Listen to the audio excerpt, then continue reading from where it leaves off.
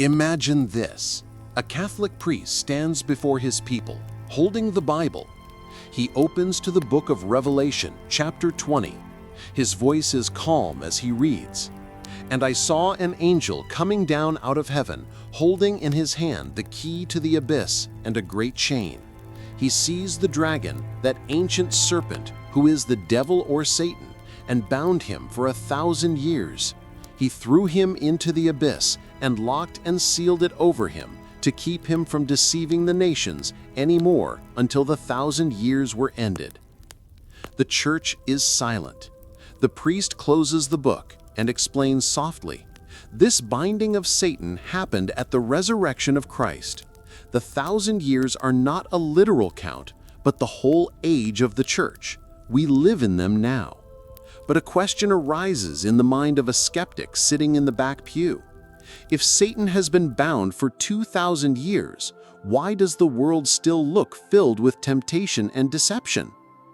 And then another puzzle follows, because in the chapter before, Revelation 19 says the beast and the false prophet were already cast into the lake of fire before Satan was bound. So the skeptic asks, if Satan was chained at the resurrection, when exactly were the beast and the false prophet thrown into hell? 2,000 years ago? Or are Catholics still waiting for them in the future? This is the heart of the confusion. This is where the questions grow sharp. And this is where Catholics begin to look uneasy. The Catholic Church teaches a very simple idea about the end. It says there will be one final coming of Christ, not two. Not a secret rapture before tribulation, just one glorious return at the very end of time. This is called the amillennial view. The Church says the 1,000 years in Revelation is symbolic. It is not a literal clock. It represents the time between Christ's resurrection and his return. In other words, right now. The so-called millennium is the age of the Church. For Catholics, history is simple. We are living in the last age already. Christ rules spiritually through his church. At the end, there will be one resurrection, one judgment, and one eternity. It sounds clear, but once you start asking deeper questions, the picture becomes more confusing. Many Protestant churches, especially evangelicals, believe something very different. They read Revelation in a more literal way. They see a rapture, when believers will be caught up to meet Christ. Some believe this rapture happens before the Great Tribulation. This is called pre-tribulation rapture. In that view, history is divided like a movie script. First, Christians vanish from the earth. Then comes a time of terror, ruled by the beast and the false prophet. Then Christ returns, destroys his enemies, and sets up a real physical kingdom on earth for 1,000 years. Compared to the Catholic teaching, the Protestant story feels more dramatic, more concrete. It gives people a timeline to watch for: wars, plagues, antichrists, world governments.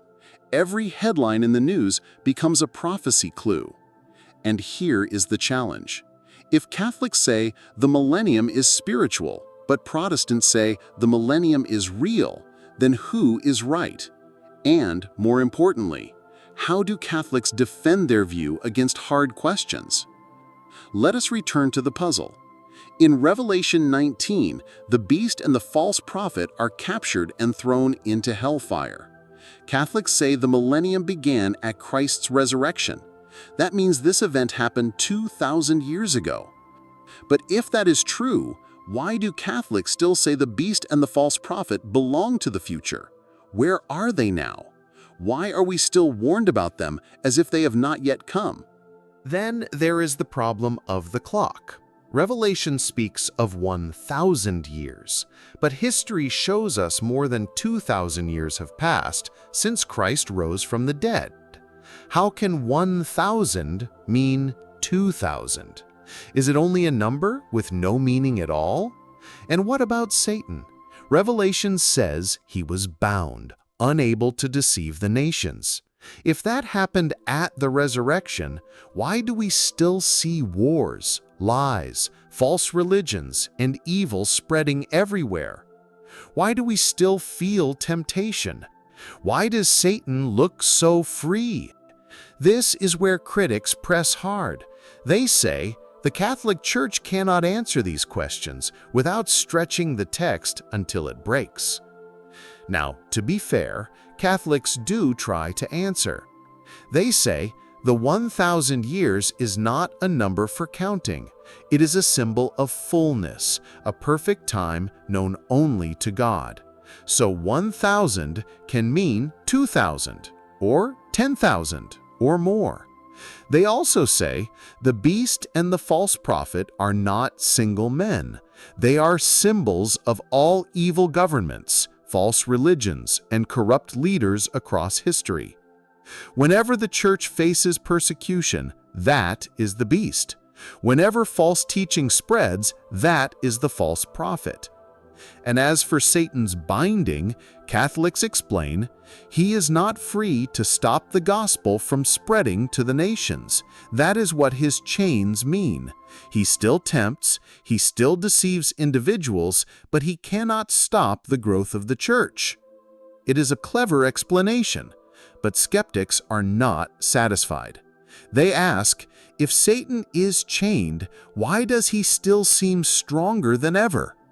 If the beast is only a symbol, why does Revelation speak of a real capture, a real judgment, a real fire? If the 1,000 years is not literal, why mention a number at all? Here lies the heart of the criticism. The Catholic amillennial view feels safe. It removes the drama. It turns Revelation into a spiritual allegory. But in doing so, it raises contradictions.